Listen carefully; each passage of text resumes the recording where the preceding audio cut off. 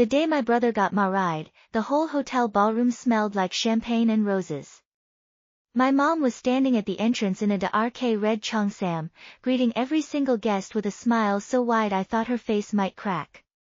She hadn't stopped moving for 3 hours, not even to drink water, her voice getting louder and brighter with every handshake, like she was trying to cash in 20 years worth of saved-up dignity all at once. My dad stood right beside her in a charcoal gray suit, tie knotted perfectly, holding a red-covered gift registry book. Every time someone walked in, he'd bend down to write their name and the amount they gave, then look up with a face that was trying so hard to be sincere it almost hurt to watch. I stood behind them in a cream-colored cocktail dress, holding a bridal bouquet I'd picked up from the florist that morning, and I felt like I didn't belong anywhere in this picture. I didn't really want to be here. But Chinja was my older brother, and he'd been planning this wedding for almost a year. The whole family had been running around like chickens with their heads cut off, and if I'd skipped it, my mom would have chased me down the street with a broom. The ceremony hadn't sta root yet.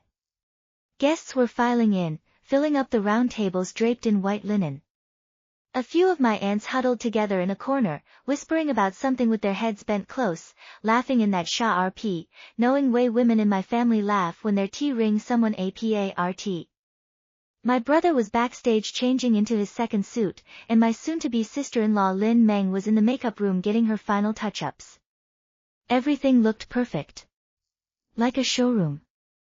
But something felt wrong. That I read down at the bouquet in my hands, white baby's breath mixed with pink roses, and it hit me. Someone was missing. Grandpa wasn't here. Lin Meng and Chinja had been together for 3 years. The first time our parents met hers, her mom had made this offhand comment about our family being complicated. I wasn't there, but my mom reenacted the whole thing at the dinner table afterward, slapping her palm against the wood. That old man of yours, Lin Meng's mom had said, with his unstable mental state, who's going to take care of the kids if you guys have any. After that, my mom root finding ways to make grandpa disappear from family events. Group photos during holidays, she'd find an excuse to send him back to his room first. Last year's New Year's Eve dinner she sat him in the corner rest the kitchen, with cold cucumber salad and pickled radish in front of him while the rest of us dug into braised pork and steamed fish. When Chinja root sending out wedding invitations, my mom just crossed grandpa's name off the list. My dad sat on the couch ring at the TV for a long time that night, and finally he just said, okay. His voice was hoa rse when he said it. He didn't argue. He'd been a soft-spoken man his whole life, worked as a technician in a factory for decades, never made much money, but it was steady. My mom held all the bank cards and passbooks. Even the loose change from grocery runs went into her purse. Chin, what are you spacing out for? My mom's hand landed on my shoulder, making me jump. She leaned in and dropped her voice. I need you to help collect the red envelopes later. Write down who gave what, don't mix them up. Your third aunt's youngest daughter got married last year and messed up her return gift records, people are still talking about it behind her back. I nodded and kept my mouth shut. She glanced at the bouquet in my hands and frowned. Hold it straight, don't wrinkle the petals. You're going up on stage for the bouquet toss later. Then she spun around to greet another wave of arriving guests, her heels clicking against the marble floor like little knives. I stood at the entrance for another 20 minutes or so. The flow of guests root to thin out. My dad flipped to the last page of the gift registry, ready to close it, and then he stopped. He squinted through his reading glasses, leaned in closer, and ran his thumb over one name on the page.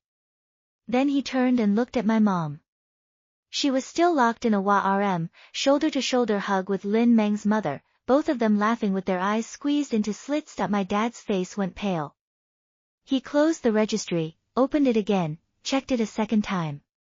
Then he ripped off his tie in one rough motion and walked straight toward my mom. He moved so fast he almost knocked over a waiter ryeing a tray of champagne flutes. My mom's arm was grabbed mid-laugh.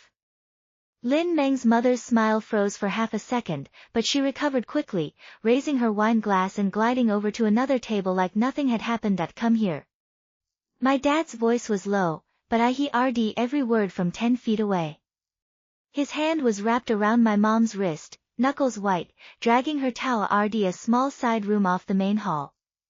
The door swung shut behind them. For 5 seconds, there was nothing but silence. Then my mom screamed. A high, sharp shriek like a cat stepped on. Right after, my dad let out a sound I'd never heard from him before, something between a roar and a gasp, raw with shock and fury. The whole ballroom seemed to go quiet. The 2 tables closest to the side room turned their heads in unison. Someone dropped a chopstick. It clattered against a plate and rolled off the table. I stood frozen, clutching the bouquet so hard the stems bit into my palms. Through the crack in the door before it slammed shut, I'd seen the page of the registry my dad had been ring at. My grandfather's name was written right there in the middle of the page, in that familiar hand, the way he'd always curved the left R of the character, Chen, just a little higher than anyone else. And right next to it, in bold, the RK numbers, a figure that made my stomach drop. 500,000 yuan. And Grandpa hadn't come today. Because he hadn't been invited. The door to the side room flew open and my mom stumbled out, half her makeup smea red across her face. One false eyelash dangled over her eye like a broken spider leg, and her lipstick had bled onto her chin. My dad followed right behind her, forehead slick with sweat, his hair plastered down in wet strands. He was still clutching that red gift registry book, his fingers digging into the cover so hard the edges were curled. They both locked eyes on me at the same time. The look on their faces, that mixture of disbelief and panic, sent a cold shiver straight down my spine. My mom tottered over on those 7-inch heels and grabbed my wrist, her nails pressing into my skin. Chen Yu, when did your grandfather get here? Her voice was shaking so badly it sounded like she'd swallowed crushed ice. I told her he didn't come. You guys didn't send him an invitation. Her face went white. She spun around to look at my dad, who hadn't moved. He was still standing in the doorway, but the registry book was crumpled in his grip now, the pages buckling. He opened his mouth and his voice came out like sandpaper on rusty metal. But the registry, his name is in here. And the signature is his. I took the book from my mom's trembling hands and flipped to page 17. There it was. My grandfather's name, written in those neat, rifle strokes that had come from 40 years of teaching elementary school calligraphy. Every time he wrote the character for Chen, he'd flick the tail of the left radical just a little bit upward, a habit no one else in our family had. And next to his name, the number, 500,000, pressed so hard into the paper that the pen had left grooves you could feel with your fingertip. 500,000, my mom's voice shot up an octave and then crashed back down, like someone had grabbed her by the throat. Where did old Chen get that kind of money? His pension is rely 4,000 a month. He won't even buy decent vegetables. Remember when I bought him that down jacket last winter and he made me return it because it was too expensive? My dad didn't answer. He just pointed to the bottom of the page, where a small stamp marked the check-in time, 10:40 a.m. That was the busiest hour of the morning, when guests were streaming in and the welcome table was surrounded by people signing books and grabbing parudi favors. Nobody would have noticed an old man in a worn gray jacket bending over to write his name, dropping a thick envelope onto the table, and walking away. What about the envelope? I asked. My dad shook his head. He and my mom had torn through the storage bins under the welcome table, nothing. No envelope, no cash, no bank transfer slip. Just that line in the registry. But the staff member at the check-in desk remembered him. An elderly man in gray, white hair, walking with a limp. He'd signed his name, set something down, and left without going into the ballroom. My brain went blank for a second. Grandpa's left leg had been bad ever since he fell 2 winters ago. He walked with a cane now, and stairs were torture. He'd grip the railing with both hands and take each step one at a time, his breath coming in short puffs. To get from his old apartment in the east side of the city to this hotel on the west side, he'd have taken 3 buses and a subway transfer. An hour and a half, minimum. He'd shown up at 10:40, before the ceremony even sta route, while guests were still milling around the entrance chatting and laughing. And then he'd turned around and left. He never even walked into the ballroom to see his grandson in his groom's suit. Mom. I closed the registry book and looked her straight in the face. You really didn't save him a single seat, she didn't answer. The expression on her face shifted, from shock to fluster, and then to something I couldn't quite name. It looked like she'd been stabbed but was trying too hard to pretend it didn't hurt. She let go of my wrist, turned around, and wiped the back of her hand across her mouth, SMEA ring the lipstick even worse. She took 2 steps toward the ballroom, then stopped with her back to me. Don't tell anyone about this yet, she said. Then she walked away. Her heels made no sound on the carpet, but her spine was ramrod straight, like a string pulled so tight it was about to snap. My dad was still standing there. He watched her disappear into the crowd, and then he said something so quietly I almost missed it. I checked your grandfather's passbook last month. Just out of curiosity. He paused. There was 32,000 in it. 500,000. For an 80-year-old man on a 4,000 yuan monthly pension, living in a crumbling unit building from the 80s, counting every kilowatt of electricity and every drop of king oil, 500,000 was a decade's worth of savings. But I knew Grandpa didn't have that kind of money. At least, he didn't 2 years ago, when I helped him clean out his wardrobe and found his passbook tucked inside an old shoe box. The balance then was just under 50,000. My dad handed me the registry book. His hands were trembling. I think he sold the house. I felt the air leave my lungs. The old apartment was a welfare housing unit from his factory days, 2 bedrooms, ba rely 60 squa meters, but the location was prime. Right next to the city's best elementary school, property prices had climbed past 20,000 per squa meter years ago. That house was the only thing Grandpa had left after Grandma passed away. Her handmade camphor wood wardrobe was still in the bedroom. Her old sewing machine was still pushed against the living room wall. If he'd sold it, where was he going to live? I pulled out my phone and called Grandpa. It rang 7 times and went to voicemail.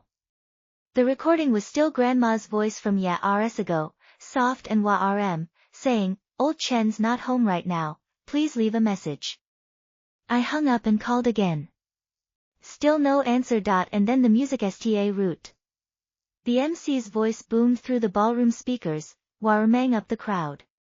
My brother Chinja walked out from the side entrance holding Lin Meng's hand, both of them in full wedding hair, ready for the rehearsal walk-through. Chinja spotted me standing by the side room and waved. "Chin Yu, bring the bouquet over, Lin Meng wants to see how it looks with her dress." I walked over with the bouquet clutched to my chest, my mind still spinning.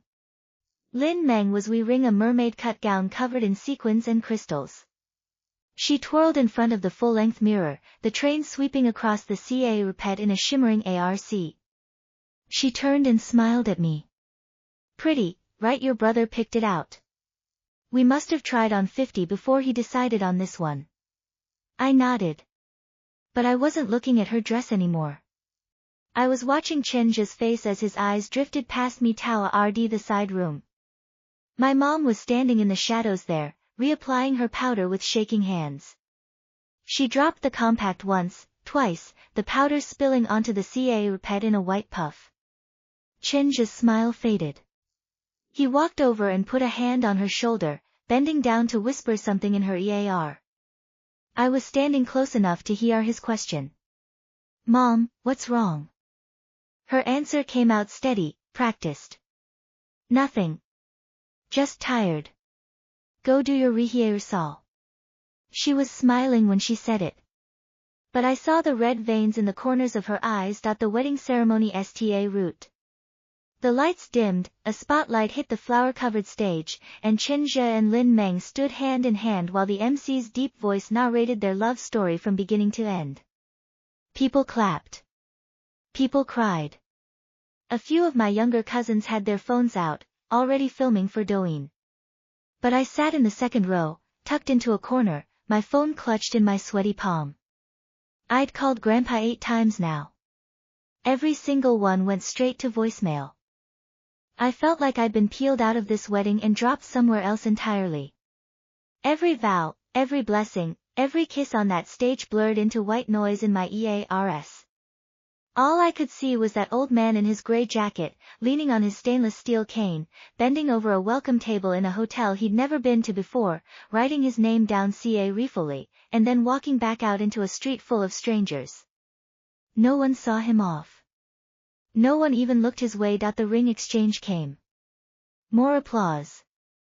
Lin Meng cried, and Chen Zhe wiped her tears with his thumb, his own eyes going red around the edges. A few of my aunts pulled out tissues and sta roots, sniffling dramatically. I took that as my cue. I slipped out of my seat, hugged the wall through the shadows, and made it to the hotel's outdoor parking lot before I dialed Grandpa's number one more time. It rang 6 times. Then someone picked up. A man's voice, gruff, unfamiliar, with the local dialect thick as mud. Background noise spilled through the speaker, a TV playing opera music.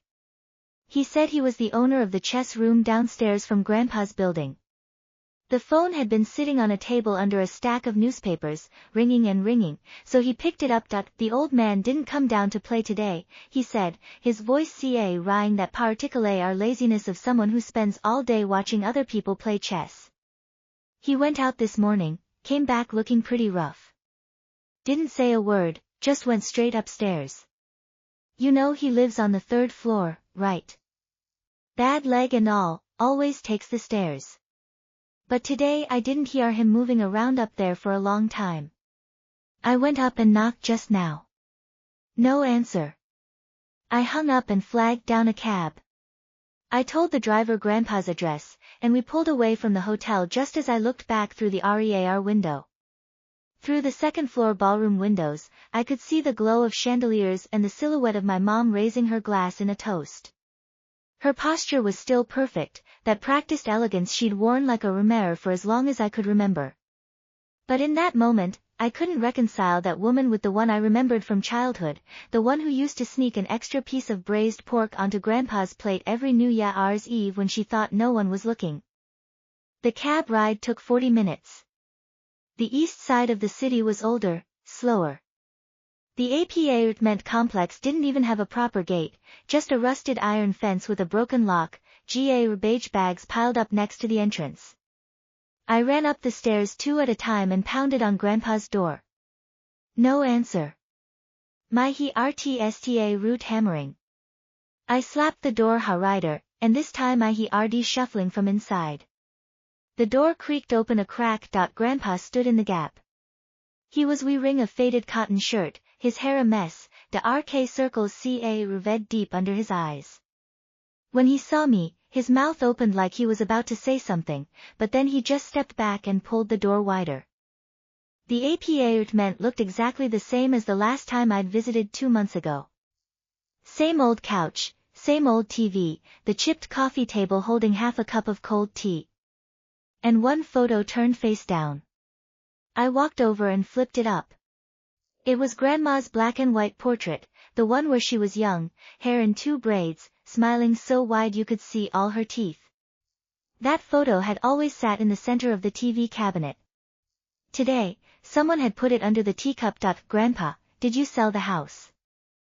I didn't beat around the bush that he was quiet for a long time. Then he shuffled over to the couch and sat down slowly, his hands resting on his knees, his fingers thin and bony.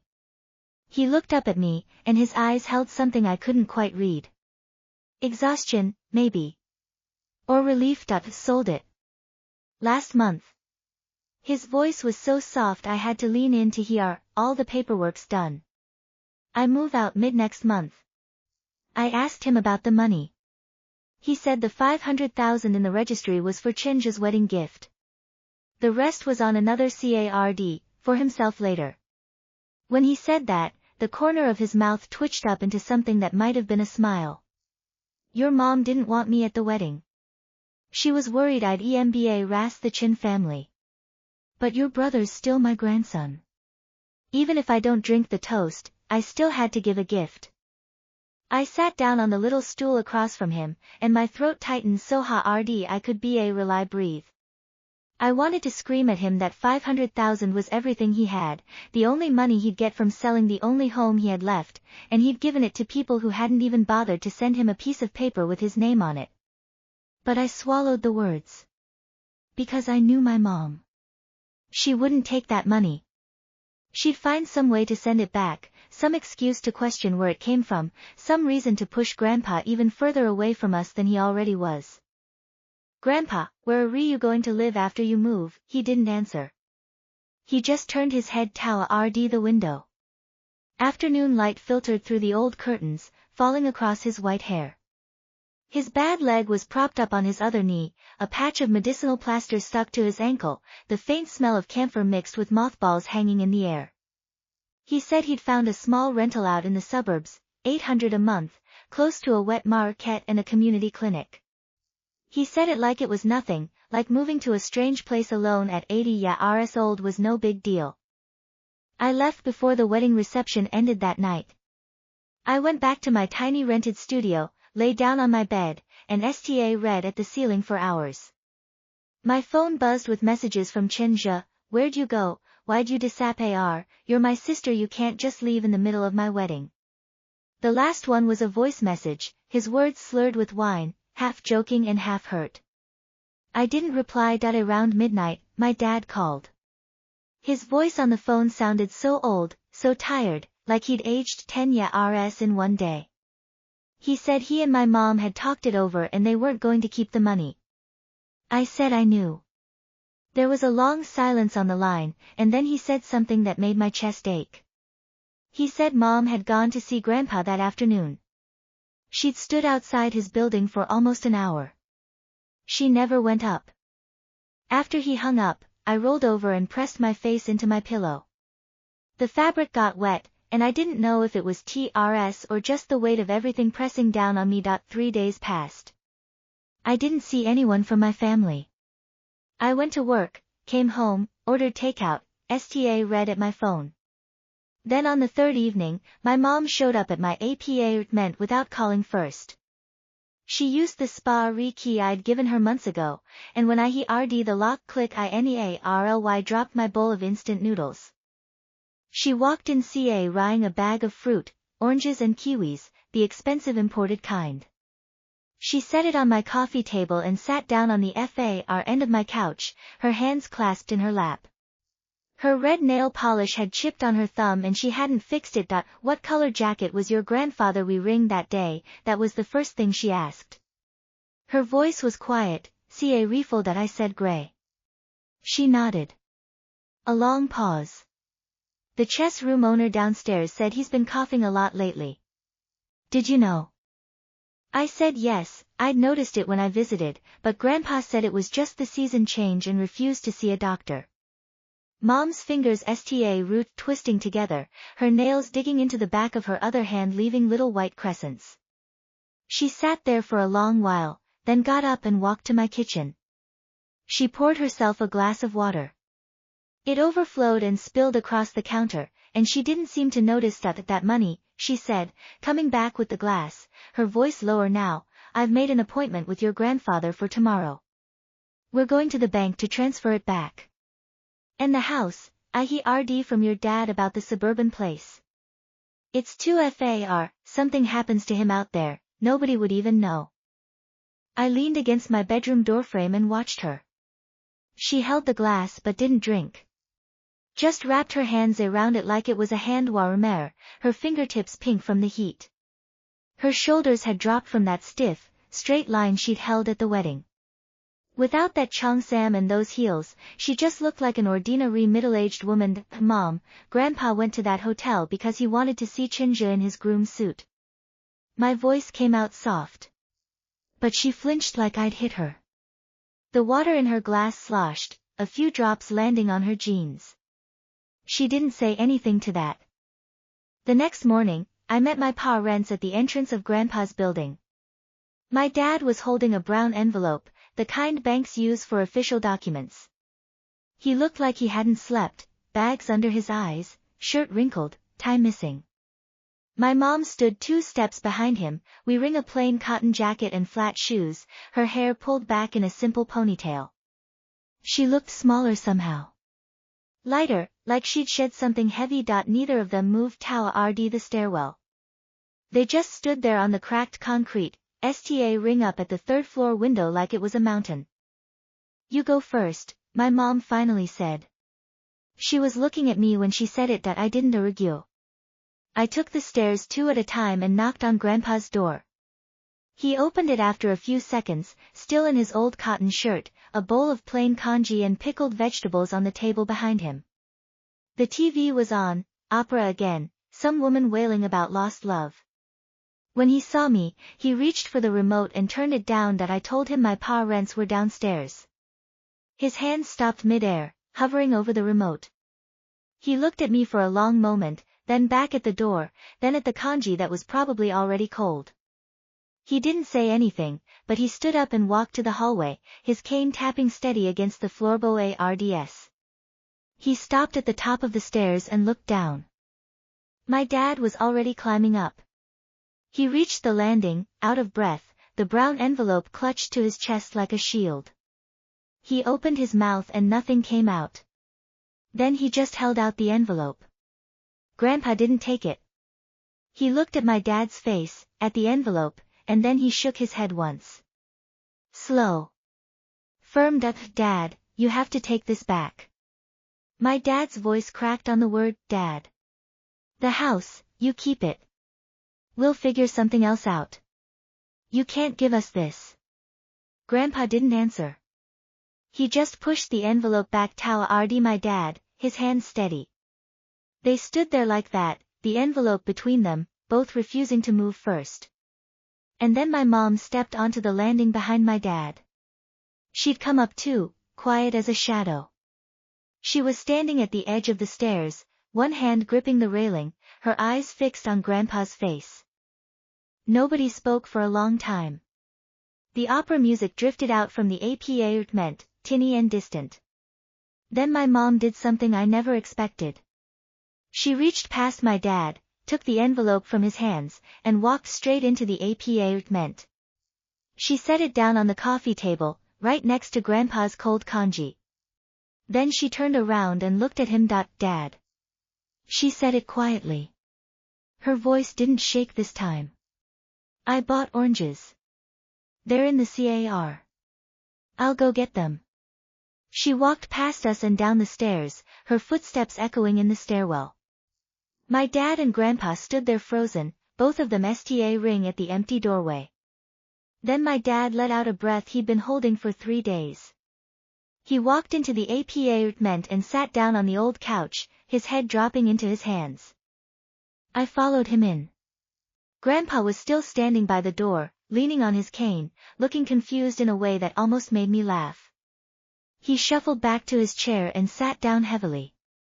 His eyes kept drifting to that brown envelope on the table, but he didn't touch it. When my mom came back up with the bag of oranges, she walked straight to the kitchen and sta root washing them at the sink.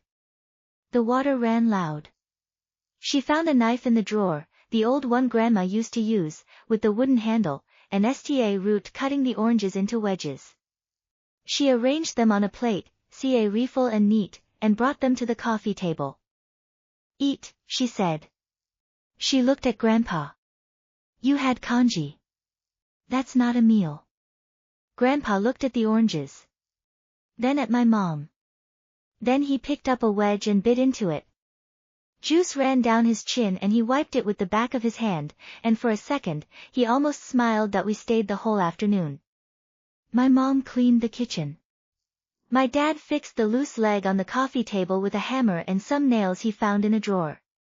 I sat on the floor and went through the photo box again, pulling out pictures I'd never seen before. One of Grandpa and Grandma on their wedding day, she in a white dress, him in a plain suit, both of them young and nervous. Another of my dad as a little boy, sitting on grandpa's shoulders at a park.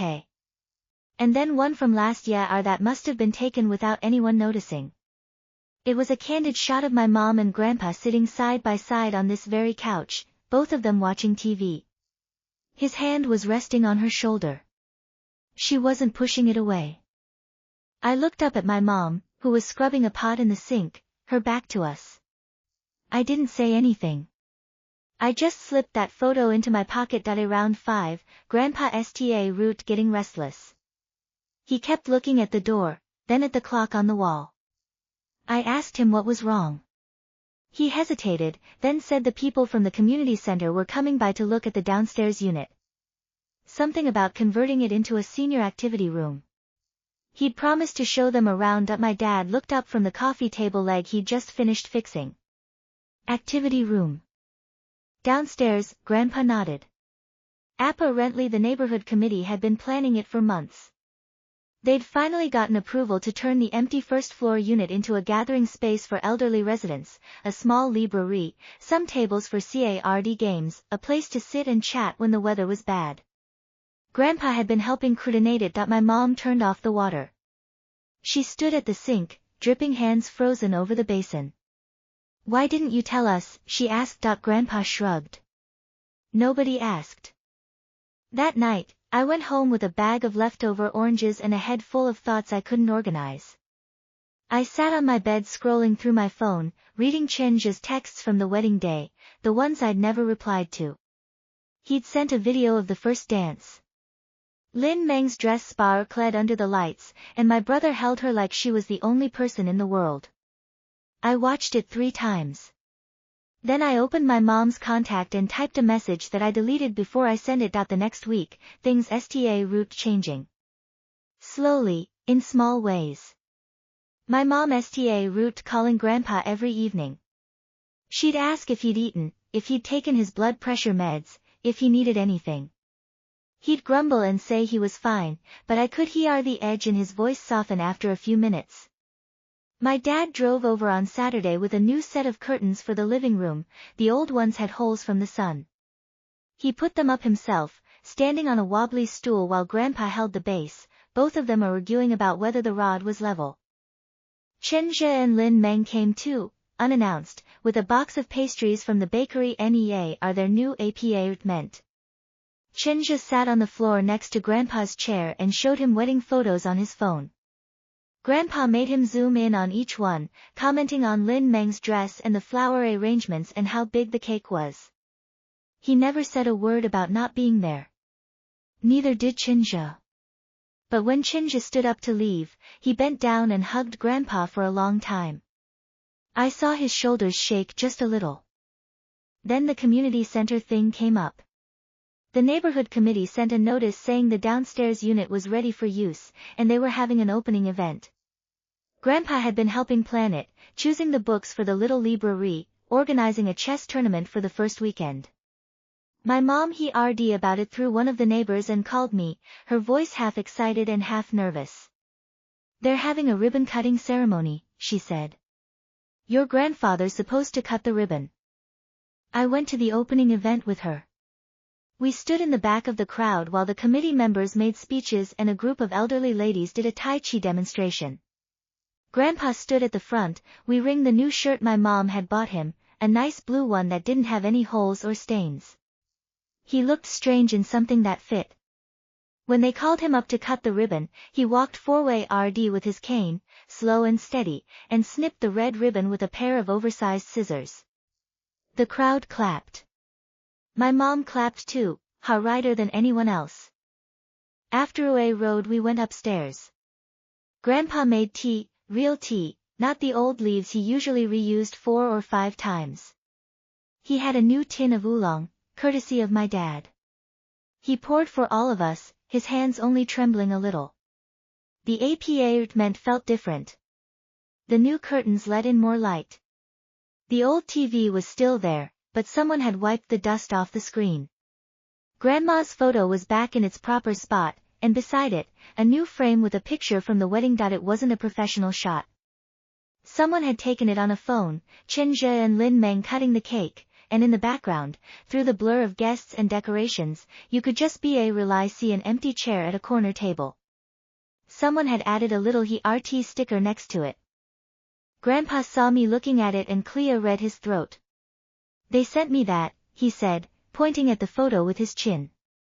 "Your brother printed it out and framed it himself." I looked at my mom. She was staring at the photo too, her teacup frozen halfway to her mouth. I didn't say anything. Neither did she. But I saw her lower lip pressed together, saw her swallow hard, saw her blink a little faster than usual. That night I lay in bed and thought about the wedding. The champagne, the roses, the perfect speeches, the way my mom had stood at that entrance like a porcelain doll on display. And then I thought about this, a 2warm meant with old furniture, a tin of OK tea, a photo with a heart sticker, and 4 people who'd spent years not knowing how to talk to each other finally sitting in the same room without running away. I pulled out that candid photo from the box, the one of my mom and grandpa on the couch with his hand on her shoulder. I held it under the lamp and looked at it until my eyes got fuzzy.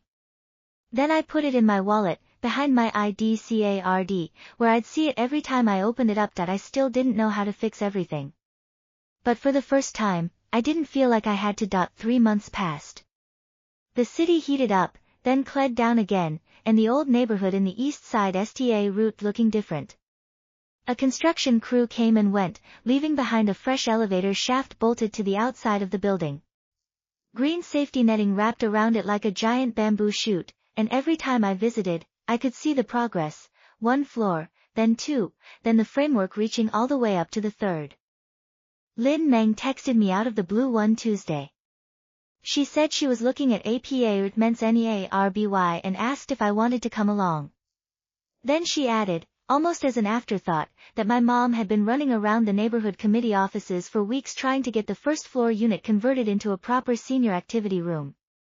New sofas, better lighting, a wheelchair ramp.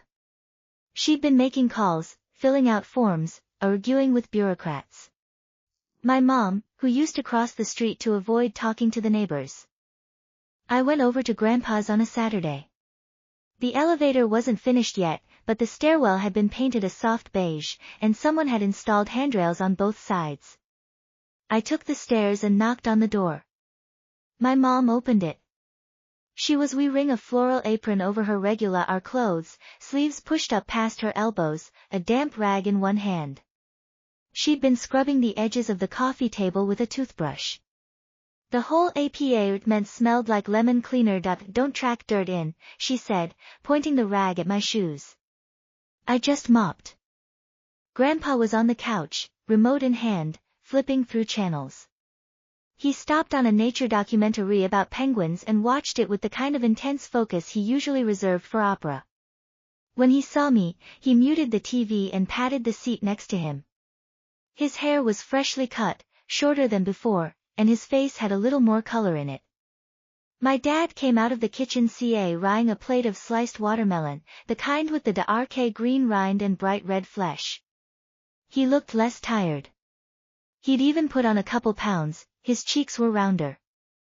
"Elevator's supposed to be done next month," Grandpa said, pointing at the window. "They're testing the motor this week. You can hear it from here sometimes. Sounds like a washing machine full of rocks." My mom snorted from the corner where she was arranging books on a shelf. "It's not that loud. You're just old and complain about everything." "I'm not complaining.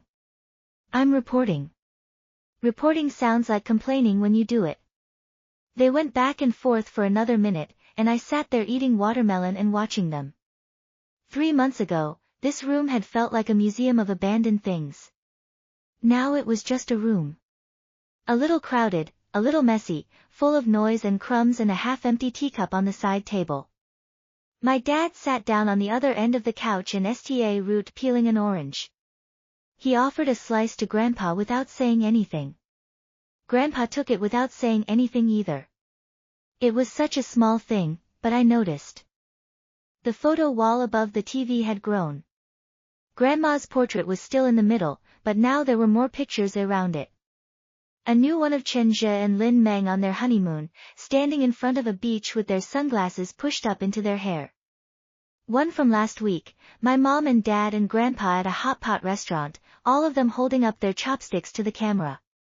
Grandpa was grinning in that one, a piece of tripe dangling from his chopsticks. And the candid shot from the photo box, the one of Grandpa's hand on my mom's shoulder, had been framed and put up next to Grandma. She must have seen it when she was dusting. She never said anything about it, but she hadn't taken it down. After we finished the watermelon, my dad went back to the kitchen to wash dishes. My mom sat down on the arm of the couch, NEA our grandpa, and STA Root telling him about the community center progress. They'd gotten approval for a new bookcase, and someone had donated a set of mahjong tiles. The chess tournament was scheduled for the first weekend of next month, and she'd already signed him up. Grandpa grumbled that he didn't need to be signed up for things, but he didn't say no. We're going to get you one of those tall chairs, my mom said. The ones with the back support. So you don't have to stoop over the table. I don't stoop. You stoop. I've seen you. Your spine curves like a question mark. Grandpa looked at me, eyes wide, like he wanted me to rescue him. I just shrugged and ate another piece of watermelon. He shook his head and muttered something under his breath, but he was almost smiling. Later, when my mom went to the kitchen to help my dad, Grandpa reached under the coffee table and pulled out the old tin box. I hadn't seen it since the day we found the photos. He opened it carefully and dug through the layers until he found something at the bottom, a folded piece of paper. He unfolded it and handed it to me. It was a bank passbook. The cover was worn, the edges soft and fuzzy from years of handling. I opened it to the last page. The balance was listed as 230,000 yuan. Grandpa leaned in close and dropped his voice to a stage whisper. House money. Leftover after the gift. I kept some for myself. He tapped the number with his finger. When you get married, I'll give you a big one too. I laughed. You don't have to. I know I don't have to. I want to. That's the difference. He folded the passbook back up and tucked it into his shirt pocket, patting it like it was a precious thing. Then he looked at me with those old, watery eyes. Your mom's been coming by every week. Sometimes twice. She brought me medicine last Thursday without me asking. Said she was in the neighborhood. How do you feel about that? He thought about it. The penguin documentary had come back on, and the narrator was talking about mating habits. Grandpa Sta read at the screen for a few seconds, then turned back to me. I feel like I should have said something sooner, he said. 20 years. I sat on that couch watching her walk past me like I was furniture. And I let her. I never told her I could see her sneaking that extra pork onto my plate all those years ago. He stopped and Clea read his throat. I thought if I didn't say anything, I wouldn't make it worse. Did it work? No, he said. But I didn't know that then. We sat in silence for a bit. The penguins waddled across the screen. My mom's voice drifted out from the kitchen, something about buying more oranges, and my dad's lower rumble in response. Grandpa looked at the closed kitchen door, then back at me, and his face softened into something I couldn't name. Your mother's not the person I thought she was, he said quietly. She's different now. Or maybe she was always different, and I just couldn't see it. I left around 7. The sun was going down, and the streetlights had Sta Route coming on. I walked past the construction site, where the elevator shaft stood in its green netting, and turned around to look at the 3rd floor. The lights were on. Through the curtain, I could see 2 figures sitting together on the couch, my dad and Grandpa, probably watching the news. My mom's silhouette moved past the kitchen window, eyeing a plate. A woman walking her dog passed by. She recognized me from before and stopped. Your family's been so lively lately, she said. Old Chen's been out on the bench every morning, watching the elevator guys work. He talks to them like they're his grandchildren. They bring him tea sometimes. I smiled. He likes tea. He likes being part of something, she said, and then she tugged her dog along and kept walking. That I went home and lay on my bed, scrolling through photos on my phone. There was one from the hot pot dinner that I'd saved. My mom was leaning across the table to put a piece of beef into Grandpa's bowl, her expression focused, almost tender. In the background, my dad was laughing at something on his phone. Chenjo was mid-chew, his cheeks puffed out. Lin Meng had her arm around my shoulder. The picture was slightly blurry, like someone had taken it too fast, but it was the happiest I'd seen my family look in a long time. I opened my mom's WeChat profile and read at it for a while. Then I scrolled down to her latest post. It was a photo of Grandpa's silhouette, standing on the balcony with his back to the camera, looking down at the old locust tree in the Cordier Road. The sun was setting behind him, all orange and pink, and he looked small and solid at the same time. That she'd captioned it with 5 words, "Coming home for dinner today." I liked the post. Then I scrolled past it and saw Lin Meng's comment underneath, a heart emoji. Chenja's too. My aunt, my uncle, a few cousins. Even the neighbor from downstairs who I'd never spoken to. All of them had liked it. I set my phone down and read at the ceiling. A patch of warm yellow light from the street lamp outside stretched across the wall above my bed. I remembered the envelope, the 50,000 that had turned into 500,000, the house sale, the bus transfers, the hour-and-a-half journey to a hotel where he wasn't wanted. And I remembered the way Grandpa had padded that passbook and said he'd save some for me. That I didn't tell him that I didn't need money. I didn't tell him that watching him sit on that couch, eating watermelon and complaining about my mom's cleaning, was already the biggest gift I could ever get. I pulled up his contact on my phone and typed a message. Thanks for the passbook. But I want you to spend it on yourself. Eat more oranges. Get a new jacket. Keep sitting on that bench and talking to the elevator guys. I paused and added one more line. I'll come visit next Saturday. Save me some watermelon. His reply came within 2 minutes. Just a voice message, short and grumpy. Watermelon's not an invitation. But if you're already on your way, I guess I can't stop you. I laughed out loud in my empty apartment. Then I saved the voice message and made a mental note to bring him a new tin of tea next time. The good kind, from the shop he used to go to with Grandma. On the nightstand, my wallet sat open. I pulled out the candid photo I'd kept there, looked at it one more time, and tucked it back in. Then I turned off the light and closed my eyes. This is the story I'll tell later, I thought. The one about the wedding that didn't happen the way anyone expected, and the 50,000 that never got spent, and the old man who crossed the city just to sign his name on a piece of paper nobody asked him to. But maybe the best part of the story isn't the money. Maybe it's the day after the wedding, when my mom stood outside his building for an hour and couldn't bring herself to knock. And the week after that, when she came back with oranges. And 3 months later, on a Saturday night, when all of us sat in that tiny apartment arguing about watermelon seeds. The elevator's almost done now. Next month, he won't have to climb stairs anymore. And me, I'll be there on Saturday, like I promised. I'll bring tea and oranges and maybe a new cushion for his chair. If you want to hear more stories like this, the small ones, the ones that happen between the big moments, hit subscribe. I've got a whole drawer full of them. Next one's about the old man who fixes shoes under the bridge and the secret he's been keeping for 40 years. That one's better than a 50,000 yuan wedding gift, I promise.